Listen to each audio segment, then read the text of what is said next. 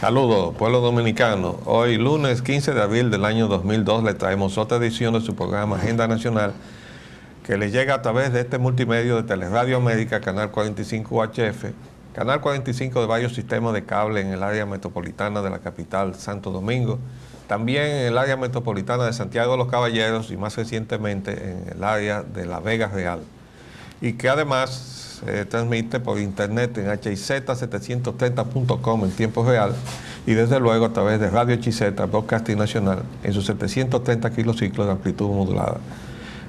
Se transmite de lunes a viernes de 11 a 12 meridiano en vivo y se retransmite cada noche de 12 a 1 de la madrugada por esta misma emisora. Les habla Leopoldo Payananita, y para llevar adelante este programa tenemos de vuelta a nuestro amigo licenciado Roger Orlando Piña. Buenas, Roger, ¿te sientes mejor, no? Muy buenos días, sí, bastante mejorcito. Digo, tanto de ánimo como de salud, ¿no? Tanto espiritualmente como físicamente.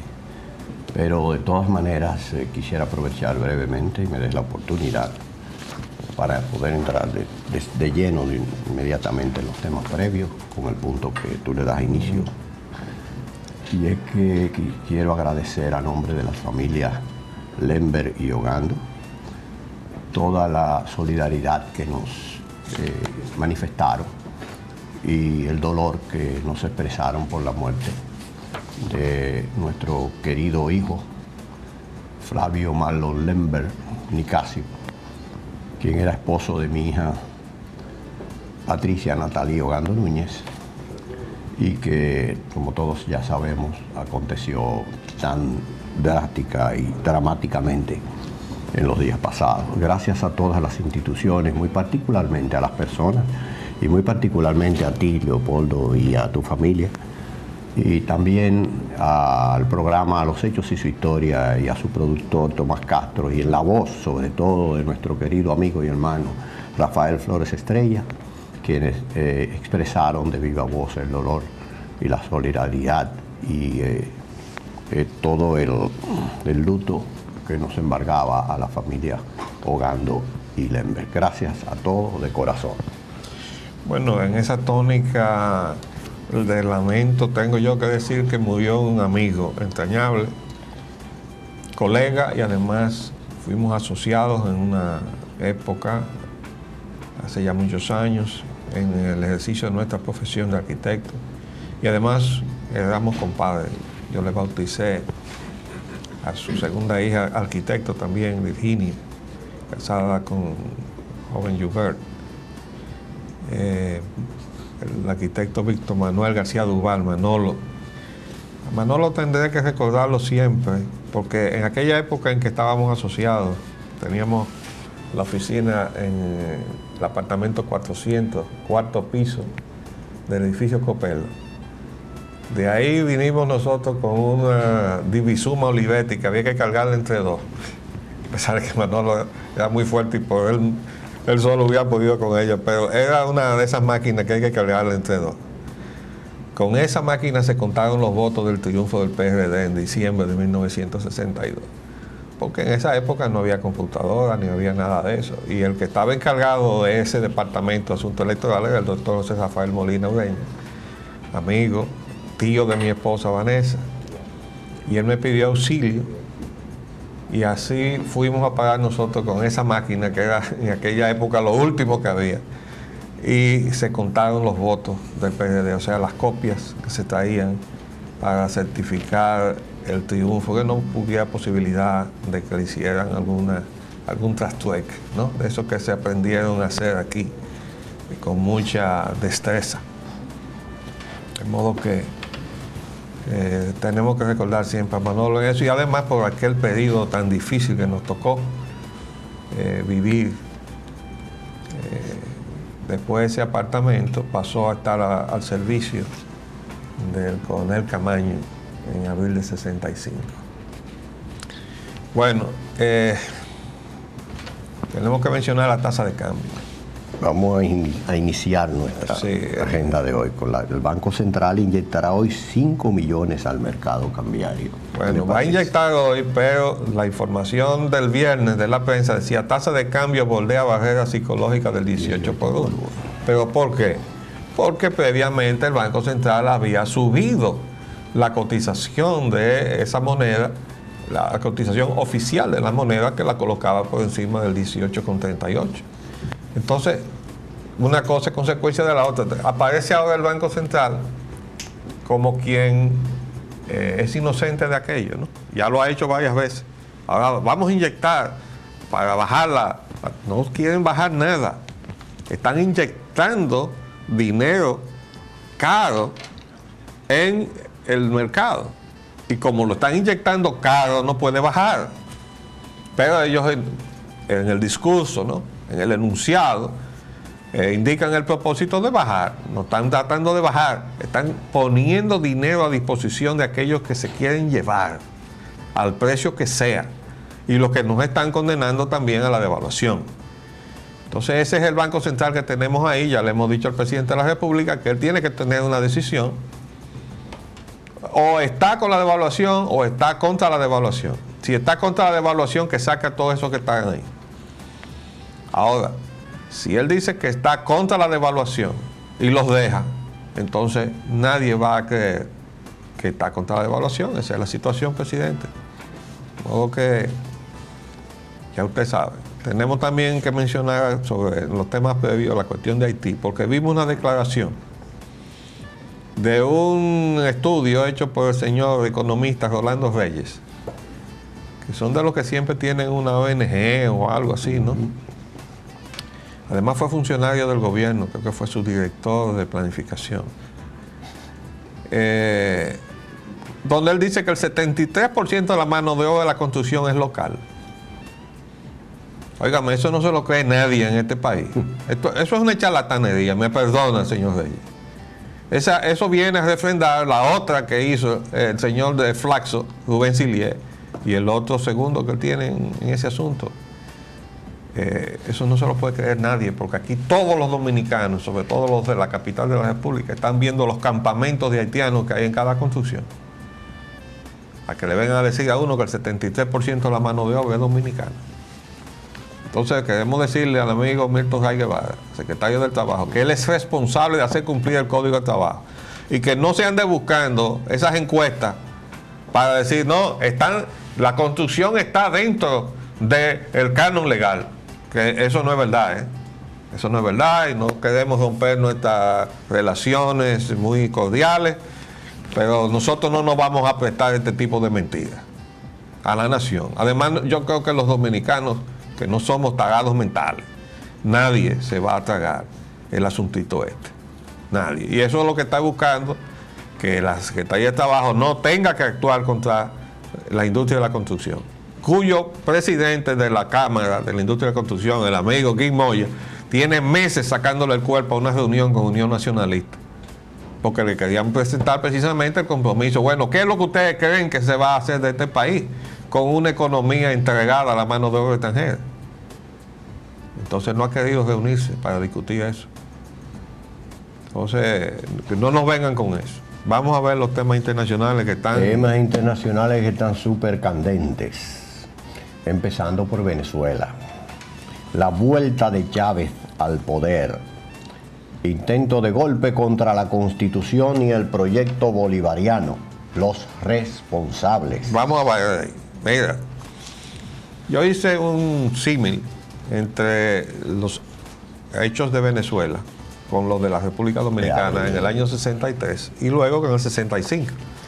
Bueno, los venezolanos batieron el récord, porque a nosotros nos tomó desde septiembre del 63, no, menos de 2 años. Todo el año 64, más un poco el resto del septiembre hasta diciembre del 63, y los primeros meses fue 1 año y medio para reaccionar. Los venezolanos reaccionaron de un día para otro, o en 2 días. Y fueron siempre los militares, porque ese símil existe también aquí. Miren, hoy sale el detalle de que fueron los paracaidistas, el cuerpo a donde pertenecía Chávez, los que lo fueron a sacar de donde estaba. Porque en esos instantes así de confusión, hay mucha gente vacilante que no tiene una idea clara. Primero porque no tiene claro sus lealtades, ¿verdad? Y como no tiene claro sus lealtades, porque no tiene claro sus principios, que tiene claro sus principios, tiene claro sus lealtades, ¿verdad? Es una cadena. Bueno, entonces en el momento de crisis no saben qué posición ponerse, entonces están tratando de resguardarse. Déjame ver de qué lado sopla la brisa para yo ponerme en esa dirección. Eso pasó aquí también. Y yo quiero relatar esto. La actuación de la aviación militar dominicana contra el movimiento constitucionalista en abril del 65 fue el resultado de la actuación de Chinino Lluver, que era el jefe de los paracaidistas dominicanos. ¿Por qué? Porque el jefe de Estado Mayor de la aviación estaba pertrechado de Los Santos, Céspedes. Estaba pertrechado en la jefatura con su piloto, pero no había tomado partido. Como no había tomado partido la Marina de Guerra todavía, que se fue a plegar después, en la madrugada, entre domingo y lunes, a el movimiento constitucionalista, para después caerle a cañonazo desde el placer de los estudios al Palacio Nacional. Con Rivera Caminero a la cabeza, ¿verdad? Pero de Los Santos Céspedes tampoco había tomado la decisión de atacar con sus aviones el Palacio Nacional. Pero fue Chinino Lluver con su paracaidista, rodeó la jefatura de Estado Mayor, subió y emplazó a de Los Santos Céspedes. Y le dijo, usted o pone a volar los aviones, o están presos todos. Entonces, cuando salió ya a volar el primer avión que tiró, salió un segundo y salió un tercero, ya no se sabía quién estaba disparando. Ya todos los pilotos estaban embarrados. Entonces, la única opción que le quedaba era irse del país, ¿verdad? Que algunos lo hicieron. Entonces, la situación se parece muchísimo, porque hay gente que en un momento dado inclina la cosa. Bueno, pues eso pasó. Hubo gente que inclinó la cuestión en contra del orden constitucional, porque no se trata de Chávez, como aquí no se trató de Juan Bosch. Se trató de la Constitución, se trató de la política económica, que era una política nacionalista, que reivindicaba la soberanía de la nación sobre sus recursos. Hoy, ¿cómo usted cree que le cae eso a la gente que está al frente de las empresas transnacionales que andan buscando los recursos del subsuelo de nuestros países? O que uno proclame que lo que está en el subsuelo de su país es de uno, eso es ponerlo a uno en una lista. Entonces eso es lo que hay en el fondo. Porque como ya hemos explicado aquí, Chávez se metió en rojo cuando dictó una serie de disposiciones. Primero le duplicó la franquicia que tenían que pagar las empresas extranjeras petroleras, y en segundo lugar exigió que las nuevas franquicias tenían que tener una mayoría del Estado venezolano. Pero lo que fue mortal por necesidad, en términos de su imagen en esos círculos de poder, fue cuando propuso Petroamérica, ese consorcio multinacional de países productores y exportadores, como eran Venezuela. Colombia no es exportador, pero tiene unas grandes reservas petroleras y de gas y de carbón. Tiene las reservas de carbón más grandes del hemisferio y una de las más grandes en el mundo. Y a Ecuador, a Bolivia, ¿verdad? Yo no recuerdo si incluyó a Brasil, pero Brasil es más bien un gran país consumidor e importador. Pues bien, eso de unificar en un solo pensamiento y en una sola acción al petróleo latinoamericano, lo colocaba de frente a los intereses petroleros que tienen una gran conexión e influencia en el gobierno de los Estados Unidos. Entonces ese es el problema, y la forma en que reaccionó la Casa Blanca deja ver muy claro dónde estaba la responsabilidad de la instigación de todo ese mecanismo, que desde luego tenía una voz, una gallareta. No, aquí. Se llama Carlos Andrés Pérez. Carlos Andrés Pérez. Que estaba aquí, allá, porque viajaba a Miami. Y allá también tiraba lo suyo. Y venía aquí y tiraba. Que nosotros desde este programa le preguntábamos al gobierno del presidente Mejía, pero presidente, ¿y cómo se le va a permitir a este señor venir y agredir a un gobierno amigo, pronosticándole la caída y diciéndole de todo, desde territorio dominicano y a través de medios de comunicación. Entonces eso llevó a que el gobierno de Venezuela dijera que había una conspiración con base en Miami y en la República Dominicana. Y nosotros le decíamos, pero bueno. Con mucha veracidad y mucha razón. Claro, pero nosotros tenemos por delante un horizonte oscuro de la suerte de la humanidad. No sabemos a dónde va a parar la crisis mundial. Vamos a asegurar nuestros suministros petroleros en la región, que son México y Venezuela. Racionalmente. ¿Cómo nos vamos a pelear con uno y con otro? Estábamos peleando con México por el asientico del Consejo de Seguridad. Sí. Y con Venezuela porque le estábamos permitiendo a Carlos Andrés Pérez acabar con Chávez desde aquí. Bueno, entonces, yo no sé, nosotros no tenemos diplomacia. Pero si usted me permite, miren, para darle más luz a este asunto y ustedes tengan una mayor o una por lo menos más amplia conciencia de qué es lo que ha pasado en Venezuela, yo le voy a dar otro dato que me olvidé traer hoy, el recorte de periódico, porque salió en el periódico Nacional, creo que fue el día miércoles o martes de la semana pasada. Además del callo del petróleo, hay otro callo fundamentalísimo que el presidente Chávez, dentro del ejercicio que le otorgó la ley habilitante debido a la Constitución bolivariana, tomó dentro de los 42 decretos leyes que emitió, las medidas, también dirigió una hacia el sector minero, ya no el sector minero energético y de hidrocarburos, sino el sector minero metal. En el sureste de Venezuela hay unas grandes reservas y se está instalando un complejo de las minas de oro más grandes de América, y se considera que hasta explorar bien la prospección podrían ser las del mundo. También hay diamantes en Venezuela, en ese mismo lugar, en esa misma zona. Y también hay, ¿cómo se llama lo de la bomba atómica? Uranio. Entonces, esas reservas hacen frontera con la Guyana, en el sureste de Venezuela, y un poquito con Brasil. Chávez había tomado la medida de que los inversionistas que hace apenas unos 4 años habían adquirido esas concesiones, se habían comprometido en un término de tiempo determinado en hacer una inversión de 570 millones de dólares inicial, pero esa inversión la dejaron afuera, en un offshore de eso que hemos mencionado mucho aquí, que el arquitecto ha analizado. Hicieron la misma maniobra que aquí. Exactamente la misma maniobra. Decir que van a invertir, dejan los cuartos allá, ponen entonces a la gente a chequear con el banco, que dice, sí, aquí hay un dinero a disposición de usted, pero eso no le dicen que momentáneamente. Y entonces Chávez tomó la medida de cesarle la concesión y quitársela inmediatamente. Claro, esas empresas eran canadienses, norteamericanas, y también están involucradas dentro de todo este proceso. Tú sabes que las canadienses generalmente no son canadienses. No, vienen de Inglaterra. No, y algunas vienen de Estados Unidos. De Estados Unidos. Por ejemplo, ¿no? La información que yo tengo y que tiene mucho que ver con el golpe de Estado del 65 es que la gente de Texas tenía mucho dinero y tiene, o por lo menos tenía en aquella época, en la Falconbridge. Ah, sí. ¿Verdad?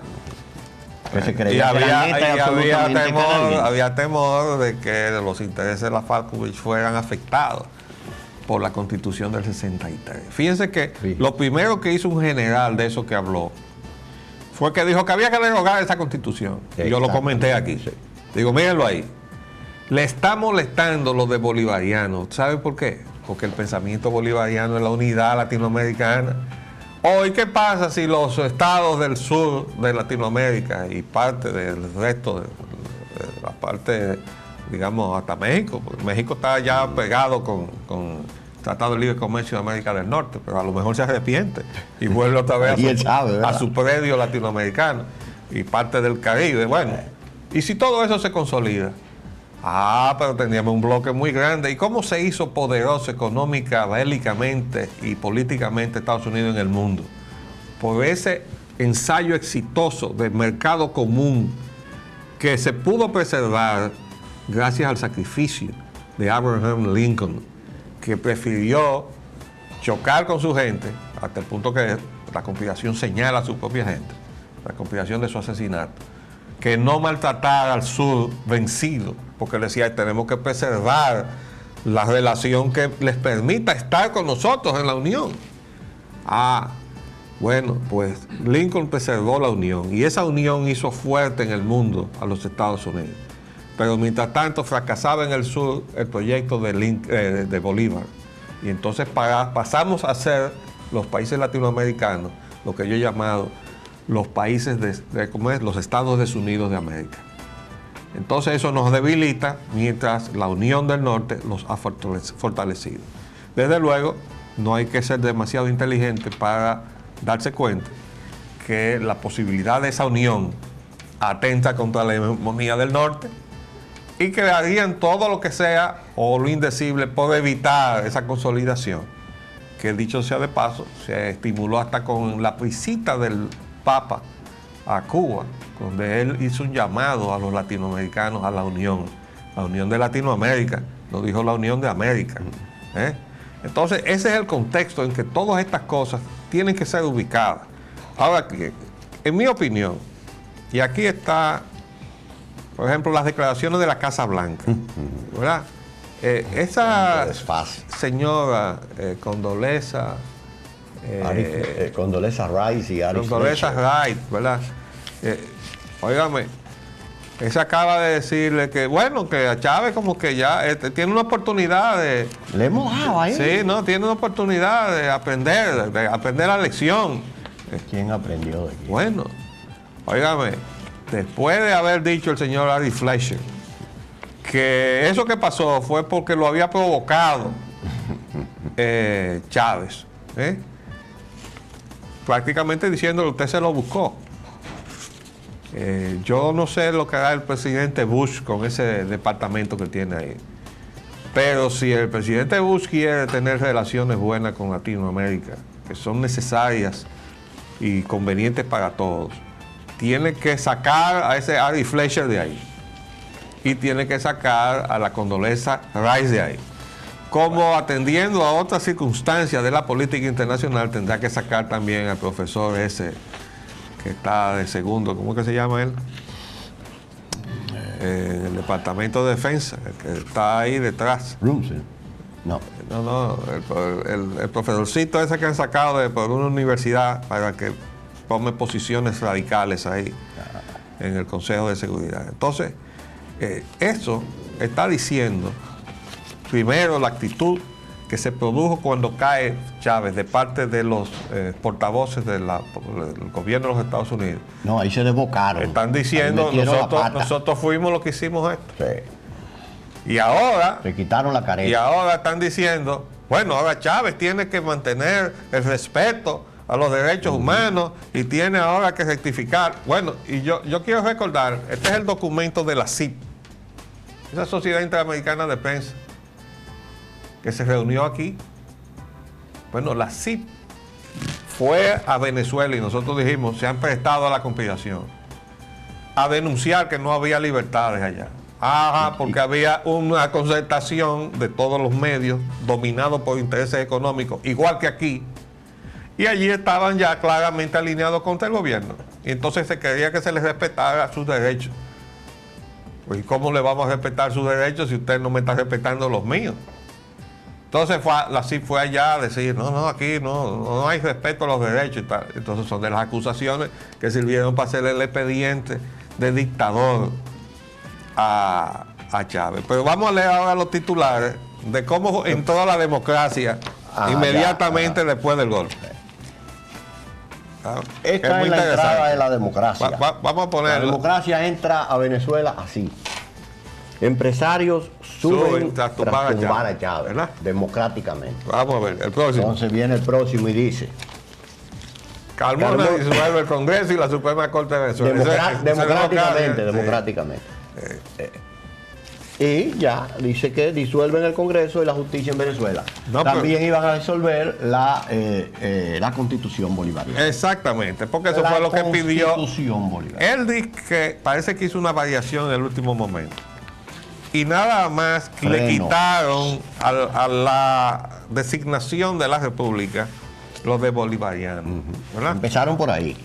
No, porque es que cuando yo escuché al militar que habló, él dijo, había que derogar esa constitución para que Venezuela volviera a ser la República de Venezuela y no la República Bolivariana de Venezuela. Pero óigame, escuchar a un venezolano hablar en esos términos de Bolívar, óigame, eso es muy cuesta arriba. Bueno, hasta ahí llega a veces el entreguismo, querido arquitecto, usted lo sabe, que llega más allá. Hay que hay gente que ha entregado la República Dominicana y Duarte parece un suape para limpiar el piso. Vamos a hacer un paréntesis y volvemos, ¿verdad? Después de cumplir con algunos compromisos.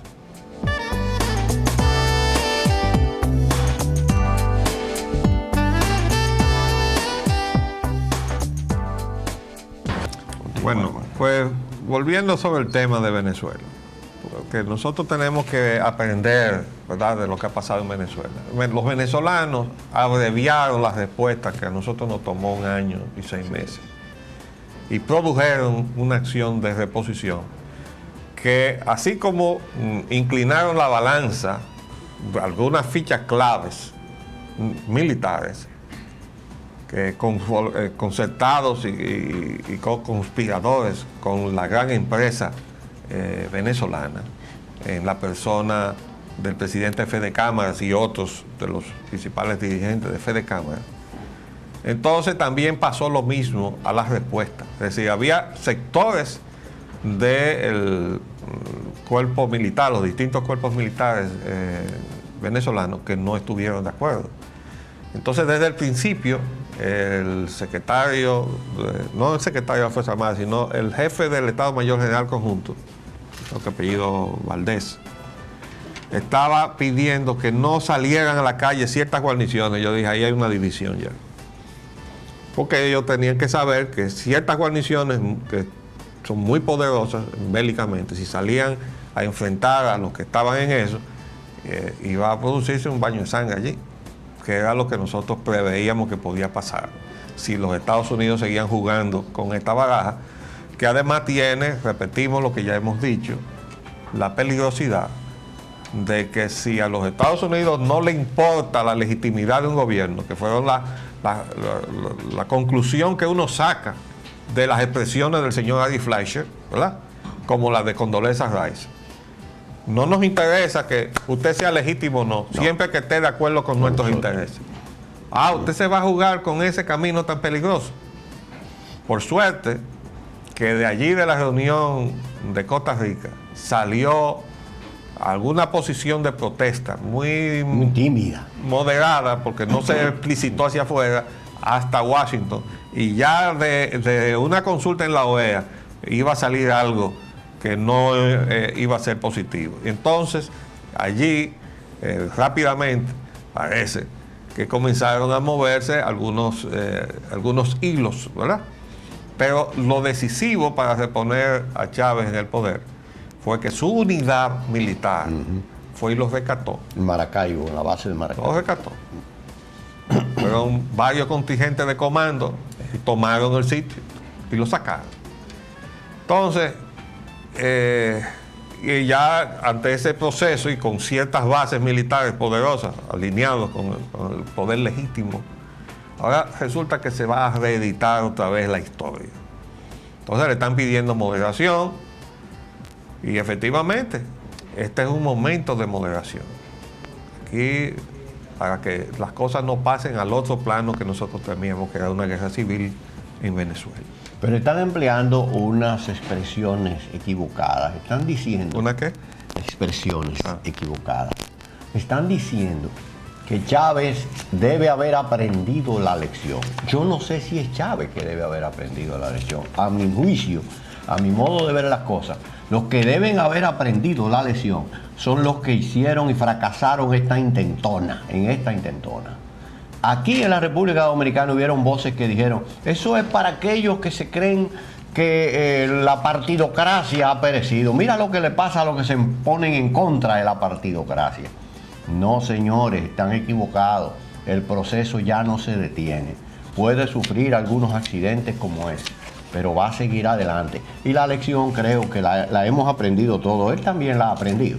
Pero sabemos que los que pretendían eliminar y borrar, como ese fue el intento, el intento de de la sociedad venezolana encabezada por el presidente Chávez de reformar las instituciones de Venezuela para que favorezcan a las grandes mayorías, ese intento no le va a ser posible detenerlo. Pero déjame decirte cuál es la lección que yo creo que debe haber aprendido Chávez, en mi opinión, ¿no? Que no se puede estar con Dios y con el diablo. Es así. ¿Por qué? Porque Chávez, enfrentado a una crisis económica que le había dejado la gestión funesta de toda esa partidocracia, ¿verdad? Más toda la sangría de dólares que se llevó ese cuerpo de empresarios que está metido en Fedecámara. Se llevaron dólares. Nosotros tenemos uno que reside aquí en la República Dominicana que se llama Gustavo Cisneros, íntimo amigo de Carlos Andrés Pérez. Por cierto que el nombre de Gustavo Cisneros no se puede pronunciar ni para bien ni para mal en el canal 9 de esta capital de la República. Yo no sé por qué, porque no he tenido oportunidad, a pesar de que nos hemos visto muchas veces con Popi Bermúdez, preguntarle qué pasa con eso. Porque en más de una oportunidad en entrevistas que me hacían en ese canal, cuando yo mencionaba el nombre de él, le metían un pito. Y yo supe después que se había hecho una reunión y se había llamado a todos los productores para decirle que ese nombre no se podía mencionar ni para bien ni para mal. Bueno, ¿cómo es que no se puede mencionar un nombre para hablar bien de ese nombre, verdad? Entonces, queríamos decir eso porque ese señor es íntimo amigo de Carlos Andrés Pérez. Es como una especie de avanzada de Carlos Andrés. Llegó primero que Carlos Andrés, pero detrás vino a Carlos Andrés. Entonces, asimismo, hay muchísimos capitales de Venezuela que han salido y están invertidos por todas partes. Aquí se dice un flujo enorme de esos recursos, ¿eh? Bueno, pues esa misma clase empresarial que sangró de divisas la riqueza venezolana, entonces creó una recesión, lo mismo que le está pasando ahora a los Estados Unidos con la exportación de empleos y la exportación de capital, lo mismo, ¿eh? Entonces Chávez no pudo enfrentar a eso sin llegar a medidas radicales que las vino a tomar al final, cuando le metió el pico a esos intereses, usando las facultades que le había dado el Congreso. ¿Cómo le llamaban eso? La ley habilitante. Ley habilitante. Tocó varios frentes, incluyendo el asunto de la tierra. Bueno, pues, como lo hizo ya qué sé yo, hace muy pocos meses, en la postrimería de lo que era su gestión, que se daba ya por terminada, ya le había ganado los enemigos, pero no se había ganado a un pueblo que estaba a la espera de soluciones. Es decir, él aplazó la radicalidad de las medidas necesarias en aras de contemporizar, pero eso no fue apreciado. No, que va. Entonces, él cometió su torpeza, ¿eh? Vamos a estar claros en eso. A juicio de uno, que uno tiene su cabeza para pensar. Conoce también muchas interioridades. Uno considera que hay cosas que él hizo que no eran lógicas ni eran prudentes. Pero bien, mientras tanto él estaba tratando de reivindicar la soberanía de la nación venezolana sobre sus recursos. Y en eso lo vamos a tener que apoyar siempre, ¿verdad? Como en la propuesta multinacional de Petroamérica. Ahora bien, ¿qué tiene él ahora por delante? Él le tiene que responder a su pueblo. No puede echar para Entonces, atrás. Los otros que saben que él ahora viene fortalecido y que está además emplazado a darle solución a los problemas que ellos mismos dejaron ahí, tienen temor. Y entonces están buscando declaraciones como esta, la que sale de Estados Unidos, llamándolo a que respete los derechos de esa gente, ¿verdad? Y llamando la iglesia, hay un titular por ahí diciendo la iglesia le está haciendo un llamado. Ajá. Para que... El mismo cardenal de que para que aquí dice iglesia, el equilibrio, intercede por Carmona. ¿La iglesia intercedió por Chávez? No, pero por Carmona sí. Cuando Chávez estaba preso ahí yo no vi ese mismo titular ni esa misma declaración. Vamos a estar claros, porque la iglesia católica es una cosa allá, otra cosa aquí, otra cosa acullá, pero en Venezuela estaba aliado con los empresarios y en contra de la revolución o reforma, o como usted le quiera llamar, los cambios a los cuales estaba comprometido por una situación intrínseca e insoslayable del proceso. ¿Y para qué subió Chávez al poder? Para no cambiar nada. Bueno, es lo mismo que pasa aquí. ¿Para qué fue que elegimos a Hipólito? ¿Para que dejara las cosas como la encontró? Bueno, no. Estamos pagando la consecuencia. No, y él también. Porque la popularidad de Hipólito está en el suelo porque ha seguido lo que él encontró y se había comprometido a cambiar. Y esa es la realidad. Entonces ahora Chávez va a tener que hacer lo que debió haber hecho. Y lo que se comprometió. Con más fuerza ahora. ¿Verdad? ¿Para qué? Para poderle responder al pueblo venezolano, que fue el que se tiró a la calle también a protestar. Y entonces esos medios que ahora están buscando protección con una serie de pronunciamientos, no estaban cubriendo las protestas que estaban haciéndose a favor de Chávez. No. Estaban pasando telenovelas, ¿verdad? Por eso Chávez ahora, cuando regresa al Palacio, se los reprocha y le dice, ¿dónde estaban ustedes cuando el pueblo estaba en la calle protestando el golpe de Estado? Ustedes no lo estaban viendo. No, y el país tampoco lo podía ver porque ustedes no lo estaban cubriendo.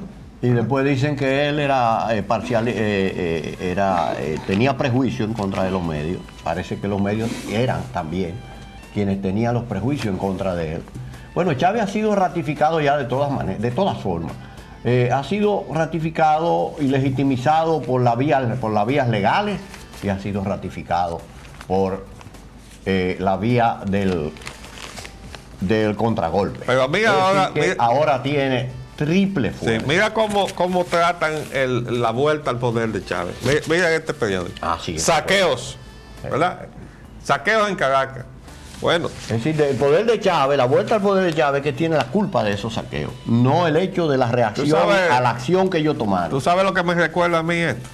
Lo de la Revolución de Abril, que estábamos fusilando gente allá. No, me recuerda el 24 de abril de 1984. Cuando se implantaron las medidas concertadas por el gobierno de Jorge Blanco con el Fondo Monetario Internacional. Y esas medidas fueron precedidas por aquella convocatoria que hizo José Francisco Peña Gómez en el Palacio del Ayuntamiento Municipal. Unos 15 días antes, la fecha precisa no la tengo, pero la tengo escrita por ahí.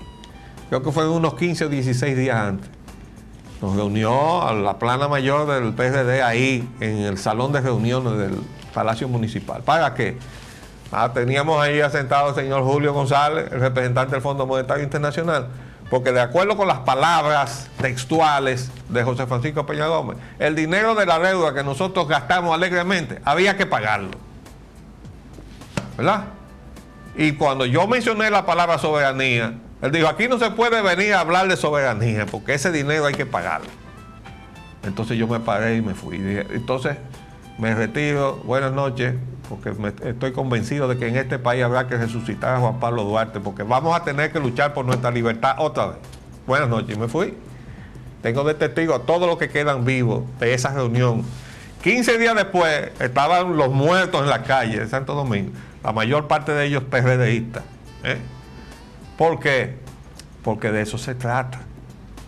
Entonces, poco a poco después se supo que el desbordamiento que se había producido en la mañana también había tenido una instrucción política a la policía. Dejen eso para que el pueblo se desahogue con los especuladores. Sería interesante que ustedes sepan quién fue el estratega de eso. Se lo voy a dejar guardado por unos días, ¿verdad? Dejen que actúe el pueblo para que se desquite de esos especuladores. Llegó un momento que cuando la policía trató de actuar, cuando le dieron luz verde, ya no podía con lo que estaba sucediendo. Y era la gente haciendo esto mismo. Mira lo que dijo el entrevistado. Bueno, lo que pasa es que estos se aliaron al golpe y al señor de fe de cámara, ¿verdad? Entonces ahora el pueblo se está desquitando con los comerciantes que se aliaron al golpe y se están llevando su mercancía.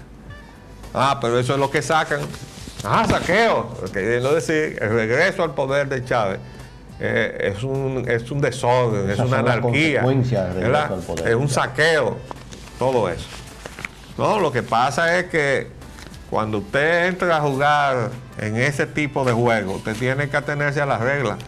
Ustedes no le van a contestar con reglas de ping-pong ni de tenis, ¿no? Y eso es, la política es así. Y sobre todo cuando hay pueblos muertos de hambre. Entonces se están jugando con una verdad. Aquí hay mucha hambre en este país. Y yo vivo haciéndole advertencia al gobierno de una serie de iniciativas que son locuras, como por ejemplo los desalojos masivos que pensaban hacer ahí en la ribera del río Sama. Desalojos masivos. Yo digo, ustedes van a mover 20,000 familias. ¿O pues ustedes están locos? Esa gente va a plantarse allí, que habrá que matarlo antes de sacarlo de ahí. Otra cosa es el programa que se va a hacer ahora, tengo entendido, de rehabilitarles sus viviendas y ayudarlos a que vivan mejor, pero no desarraigarlos. Entonces, pero había un negocio para vender terrenos. El Estado Dominicano iba a vender terrenos en una millonada de dólares, cientos de millones de dólares, 800 y pico de millones de dólares. Después que desalojaran todo. ¿Y cuánto muerto iba a costar eso? Entonces hay gente que está pensando mucho disparate en este país. Y el presidente tiene que estar muy alerta porque en definitiva todo se centra en el presidente de la República. Él es el último responsable, el primero y el último responsable de todo lo que se hace en el país. Sí, pero arquitecto, ¿qué pasó con volviendo al tema del señor Carlos Andrés Pérez, con el caso de Venezuela, con el señor Carlos Andrés Pérez, que iba en viaje de regreso? Parece que el piloto se confundió. ¿Verdad? Porque él dijo que iba para Venezuela, pero ahora veo que está en México. Aterrizó en México. Sí. Parece que la brújula se le dañó. El avión parece que el piloto se desvió, no sé por qué. Y con el señor embajador Portillo también va a pasar algo similar. Mire, ese señor, los calificativos que se merece, yo no los tengo ahora a mano y además no los puedo dar por televisión. Pero mire, él mismo dijo que había sido destituido por Chávez en diciembre. Parece que como no habían nombrado el sustituto, entonces él estaba... el presidente dominicano con el presidente Chávez para que lo dejara. Esa es la información que usted. Ajá. Sí, el presidente Hipólito Mejía intercedió para que lo dejara y él lo dejó por un tiempo, creo que hasta mediados de año, y él lo sabía. Bueno, pues yo le quiero decir al señor Portillo que Unión Nacionalista, con la firma primera de este que está aquí, le envió una carta al presidente Chávez denunciando su involucramiento en un proyecto de refinerías ahí en Manzanillo. Aquel que yo mencioné, que se cubrió con una entrevista de la periodista Cela María Lamarche en Caracas, en 3 días o 2 días antes de la visita del presidente Chávez acá. Y cuando lo cuestiona sobre el asunto del gran proyecto de refinería, él dijo, yo no sé nada de eso. Hoy, ¿cómo es posible que una cosa de esa importancia, el presidente que tenía en agenda viajar aquí 2 o 3 días después, no supiera nada? Y estando Chávez aquí, entonces sacan a todo despliegue, que el proyecto va y al frente del lado dominicano aparece nada menos que un senador del PRD, el señor López, si mismo no me engaña. Y que hace un legislador moviendo negocios de esta naturaleza y representando intereses. Sí, pública y porque eso es lo que están haciendo ahí en el Senado de la República y en la Cámara de Diputados, haciendo negocios. Entonces, sale eso como que un compromiso que conllevaba la inversión de unos 500 millones de dólares, la mitad la iba a poner el Estado Dominicano y la otra mitad la iba a poner el Estado venezolano. Los estados, oigan. Bueno, pues se firmó el documento entre los dos presidentes con los acuerdos que se habían tomado y de eso no se mencionó absolutamente nada. Bueno, pues nosotros le hicimos una carta que no la mandamos por la vía del embajador porque iba contra el embajador, diciéndole al presidente, ojo con ese embajador que usted tiene aquí, que está haciendo negocios. Porque esas declaraciones que él dio, cuando usted no sabía nada de ese proyecto, indica que él la estaba moviendo aquí. Y le estaban tratando de crearle una celada para que cuando él viniera aquí, encontrara una situación que él tuviera que decir que sí. Y a espaldas desde luego, a espaldas del presidente. A espaldas de él, ¿verdad? Entonces eso, ojalá que haya sido la causa de la destitución de él. Muy probable. ¿Verdad? Pero aquí no tiene ambiente para quedarse. Que no se quede aquí. No se quede aquí ese señor, no lo queremos aquí los dominicanos. No, ya le entregó. Ah, bueno, no, que no se quede ni como ciudadano. No, que no se quede aquí. Que no se quede aquí. No vaya a pasar como aquel embajador argentino, ¿no? Este país parece que es como una especie de zafacón, a donde viene toda la subrapa del mundo. A cada rato viene el Interpol y se lleva un italiano, un francés, o un alemán, o un austríaco. No, pero no vaya lejos en el cuerpo diplomático. ¿No se recuerda el caso Jenna Jaibar y la embajada en Argentina? Ah, también. Ajá. ¿Y entonces? No, y también no te olvides tú que hubo un embajador que se fue mal ido de su puesto de Estados Unidos, Horwich. Ah, Horwich también. No, pero eso fue por otra naturaleza del problema. Eso fue un manejo de una indelicadeza, como diría el doctor Balaguer, de los fondos del gobierno de Estados Unidos. Usted sabe que ellos son muy celosos con eso. Y a alguien se le ocurrió hacer una auditoría y él no quedó bien pagado. Pero bueno, muy mal que han quedado entonces todos esos señores, pero también han quedado muy mal los empresarios venezolanos. Porque nada menos que el presidente de Fede Cámara era el supuesto dictadorcito ese. El presidente de Fede Cámara. ¿Cómo se quitan de arriba ahora los empresarios venezolanos ese tufo de golpistas, de gente irrespetuosa del Estado de Derecho? ¿Y cómo pueden garantizar sus inversiones al margen de un Estado de Derecho? Y los que vienen de fuera, y aquí volvemos otra vez a los Estados Unidos. Los Estados Unidos, el gobierno Bush no sabe qué es lo que ha hecho con esta actuación. Le ha dicho a Latinoamérica que al gobierno del presidente Bush no le interesa si usted es legítimo o no. Óigame, eso es sumamente peligroso. De modo que vamos a ver, ojalá que eso se rectifique y ojalá que en la administración Bush haya también su limpieza, ¿verdad? Porque ellos también tienen una lección que aprender, no es solamente acá en esta latitud. Se nos acabó el tiempo, dicen aquí, nos están haciendo señas, ¿no? Bueno, pues nos vamos a retirar por el día de hoy, volveremos mañana, si Dios así lo permite, les hablamos. Leopoldo Espaillanita y Roger Ogando.